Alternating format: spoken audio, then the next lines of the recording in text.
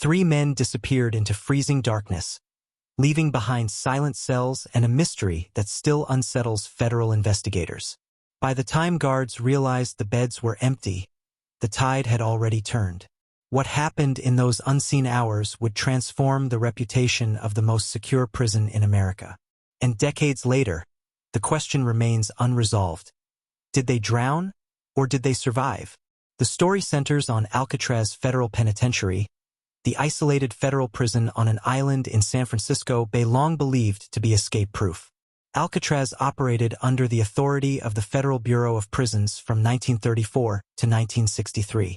It was designed not as a typical prison, but as a final stop for the most disruptive federal inmates. Men sent there had failed elsewhere. They arrived from institutions like Leavenworth and Atlanta after repeated rule violations, escape attempts, or violent behavior that other facilities struggled to contain. Unlike Rikers Island in New York City, which functions primarily as a municipal jail for pretrial detainees, Alcatraz held convicted federal prisoners serving established sentences. And unlike San Quentin Rehabilitation Center in California, which houses long-term inmates including those on death row, Alcatraz emphasized strict discipline over rehabilitation programming. Daily life followed a rigid schedule. Silence was expected during meals. Work assignments were mandatory. Privileges were limited and easily revoked for minor infractions. Cells measured roughly 5 by 9 feet. Each contained a cot, a fold-down shelf for writing, a small wash basin with cold running water, and a toilet. Inmates were counted frequently, including overnight checks. Correctional officers walked the tiers with flashlights, scanning each cell to confirm presence and compliance. The surrounding water served as a natural barrier. Temperatures in the bay were typically cold year-round, and strong currents complicated any attempt to reach the mainland. Officials publicly maintained that escape from Alcatraz was virtually impossible. That belief reinforced its deterrent value across the federal prison system. If stories like this matter to you, subscribing helps us continue examining the real history behind America's most secure institutions. By the early 1960s, however, cracks in that confidence began to show. The infrastructure was aging, and maintenance costs were rising in the harsh marine environment. Among the inmates during that period were Frank Morris and brothers John and Clarence Anglin. Each had prior escape attempts on record before arriving on the island. Morris was known for his intelligence and methodical thinking. Prison records described him as above average in tested IQ compared to the general inmate population. The Anglin brothers had grown up working farms in Florida. According to family accounts, they were strong swimmers familiar with cold water conditions. In 1962, the 3 men occupied adjacent cells in the B block. Over time, they began quietly studying the structure around them. Behind each cell was a vent opening covered by a small grill. Years of moisture had weakened the concrete surrounding those vents. Using improvised tools, reportedly fashioned from a spoon and other scavenged materials, they gradually widened the openings during evening hours. To mask the noise, they played instruments during designated music periods, a privilege allowed to well-behaved inmates at the time. After nightly count, they placed carefully crafted dummy heads in their beds. The heads were reportedly made from soap, toothpaste, and toilet paper. Real human hair collected from the prison barbershop was glued onto the figures, adding realism under dim tier lighting. Few officers during routine flashlight checks noticed anything unusual. The illusion held long enough to buy critical time. Behind the cells ran an unguarded utility corridor. From there, the men accessed a vacant cell block tier above, which was rarely monitored overnight. Over several months, they assembled a makeshift raft from more than 50 raincoats issued by the prison. The seams were reportedly sealed using heat from steam pipes. They also constructed a small concertina-style instrument to inflate the raft. Every detail reflected patience and repeated testing. But one man originally involved in the plan, Allen West, failed to widen his vent opening enough to fit through on the final night. When Morris and the Anglin brothers left on the evening of June 11, 1962, West remained behind, later providing details to investigators. The escapees climbed a kitchen vent pipe to the roof, then slid down a bakery pipe toward the northeast shoreline of the island. At approximately 11:30 p.m., they launched the raft into San Francisco Bay. The current at that hour was shifting, creating unpredictable drift patterns. The following morning, a correctional officer noticed something unusual about one of the heads. It rolled off the pillow during inspection. Within minutes, alarms sounded across the island. Searchlights scanned the water. Boats from nearby facilities joined the pursuit. But no bodies were recovered. No confirmed drownings were documented in the immediate aftermath. That absence of evidence became the center of debate. Did the bay claim them, or did the current carry them somewhere unexpected? Investigators later found fragments of raincoat material and a makeshift paddle near Angel Island. A waterproof packet containing personal photographs was also recovered. Officially, the Federal Bureau of Investigation concluded in 1979 that the men likely drowned. The case was closed administratively. Yet the U.S. Marshals Service continues to keep the case open, citing family reports and occasional leads that surfaced decades later. Alcatraz closed in 1963, less than a year after the escape, largely due to high operating costs rather than the breakout itself. Today, the island functions as a historic site managed by the National Park Service, attracting visitors drawn by the unanswered question. Inside its preserved cell house, the vent openings remain visible reminders of careful planning and institutional vulnerability. The 1962 escape did not dismantle the federal prison system, but it permanently challenged the idea of absolute security. And as long as no conclusive proof confirms their fate, the possibility of survival continues to shadow the cold waters surrounding Alcatraz. In the hours after the alarm, Alcatraz shifted from rigid routine to controlled emergency. Officers sealed every exit point, accounting for each remaining inmate with repeated head counts. Search teams moved quickly along the shoreline, scanning for debris, footprints, or signs of struggle. Nothing immediately confirmed whether the escape had ended in drowning or endurance. The United States Coast Guard joined the effort, navigating strong currents around the island. Patrol boats traced possible drift patterns based on tide charts from that night. Aircraft from nearby bases surveyed the surface at first light. Pilots searched for bodies, fragments of the raft, or movement along the Marin headlands. But the water revealed almost nothing. No remains surfaced. No verified sightings were confirmed in the immediate search window. Inside the prison, investigators questioned Alan West extensively. He described the months of preparation and the methodical widening of the vents. West claimed the plan depended on precise timing with tidal currents. According to his account, they intended to aim toward Angel Island, not directly to San Francisco. Tide data later reviewed by investigators suggested the timing may have carried the raft northward.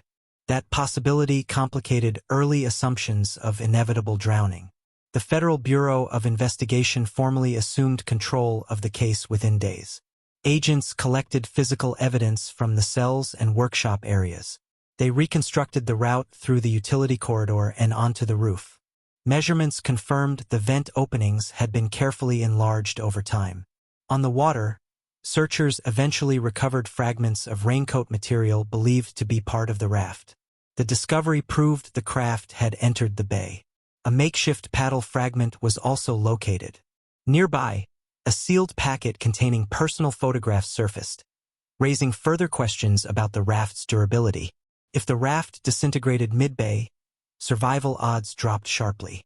But if it remained intact long enough, landfall was theoretically possible.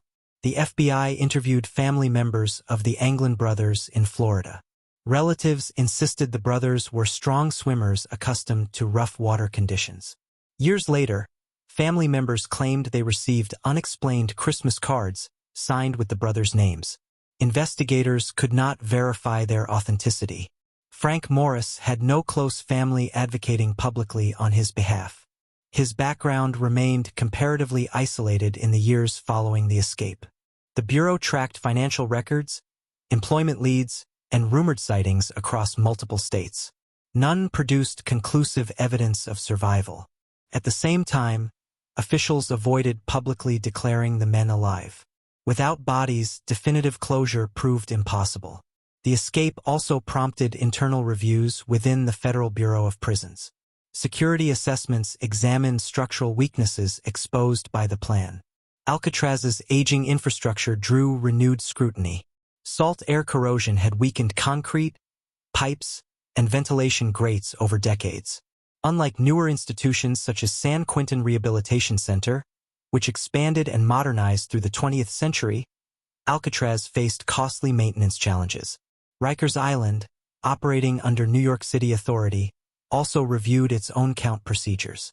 The lesson was clear: visual confirmation could be deceived.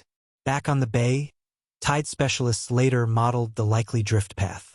Some simulations suggested the men could have reached Marin County under specific timing conditions. Other analyses concluded hypothermia would have set in quickly in 50-degree water. Survival time without insulation would have been limited. But those projections depended on assumptions about exposure. The raincoat raft, if functional, may have reduced direct contact with the water. In 1963, less than a year after the escape, Alcatraz Federal Penitentiary officially closed. The government cited high operational costs as the primary reason. The island transitioned into a historic site under the National Park Service. Yet the unresolved escape remained central to its legacy. Tour guides would later point to the vent openings and describe the dummy heads left behind. Visitors often leave with the same unanswered question. In 1979, after 17 years of investigation, the FBI closed its case, concluding the men likely drowned in the bay. However, jurisdiction transferred to the United States Marshals Service, which retains authority over federal escape cases until proven resolution. That decision ensured the file would never fully disappear. As long as uncertainty remained, the possibility of survival would linger. And for a prison once considered inescapable, uncertainty itself became the most enduring consequence. By the time the FBI closed its file in 1979, the official conclusion stated the men likely drowned. But the absence of physical proof kept doubt alive. The United States Marshals Service inherited the case, maintaining authority over federal fugitives without expiration. That meant the investigation would never formally end. Over the decades, occasional leads surfaced. Some came through anonymous letters, others through claimed sightings in distant states or foreign countries. Most tips collapsed under scrutiny. Photographs failed forensic comparison. Witness descriptions shifted under questioning. Evidence rarely extended beyond rumor. In 2013, a letter surfaced claiming one of the escapees had survived into old age. Handwriting analysis proved inconclusive, and no DNA confirmation followed. The letter alleged medical treatment in Brazil and described the brothers as deceased. Investigators could not independently verify those claims. Meanwhile, independent researchers revisited tidal data using modern modeling software. Some simulations suggested a narrow survival window existed that night. Under specific timing, a raft launched when they departed could have drifted toward Marin headlands rather than open ocean. That possibility challenged earlier assumptions that strong currents would have swept them irreversibly out to sea. Yet modeling scenarios cannot confirm human endurance. Water temperature in June averaged around 50 to 55 degrees Fahrenheit. Medical data indicates cold shock and hypothermia can impair coordination within minutes. Prolonged exposure drastically reduces survival odds. Supporters of survival argue the raft reduced direct water contact, potentially extending viable travel time. Skeptics counter that improvised construction may have failed under wave stress, leaving occupants exposed to freezing currents. No verified skeletal remains matching the escapees have ever been recovered from the Bay Area shoreline. However, absence of remains does not confirm survival. The Pacific and its surrounding inlets do not guarantee recovery. The broader impact of the escape reshaped how American prisons evaluated structural vulnerabilities. San Quentin Rehabilitation Center, already operating as California's primary death row facility, reviewed physical plant integrity and count verification standards. Rikers Island, managing high inmate turnover in New York City, reinforced procedures emphasizing physical movement checks rather than visual assumptions alone. Alcatraz itself never reopened as a federal penitentiary. Its closure in 1963 ended an era defined by isolation and strict discipline. Today, The preserved cell house draws visitors from around the world. Many pause at the vent openings carved behind the sinks. Rangers describe the methodical preparation, the raincoat raft, and the dummy heads crafted under dim tier lighting.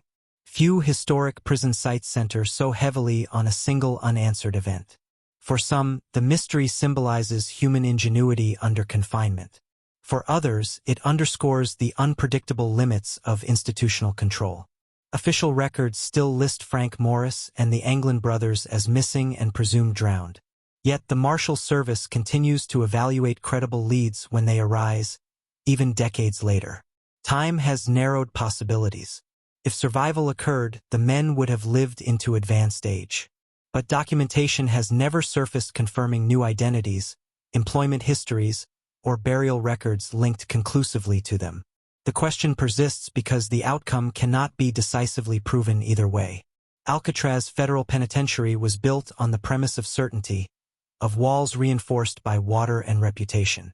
The 1962 escape introduced uncertainty into that narrative, and uncertainty is difficult to contain. No verified evidence proves they survived. No recovered remains confirm they perished. What remains is a carefully documented plan, a cold stretch of water, and 3 names suspended between possibility and probability. If the story kept you watching, the next one will stay with you even longer. Subscribe for more real prison documentaries.